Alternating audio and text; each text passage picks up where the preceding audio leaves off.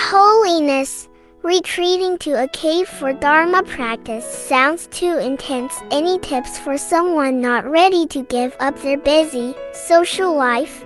Many people ask me, and especially people living in the cities and people in the modern world, how can we practice in this very busy state? But then I think we can learn from Tara herself, because one of the speciality about the Tara is that she didn't go to a cave, she didn't go to any remote area, she didn't go to do all this meditation and all that, go to a different place to do that, in a mountain or someplace.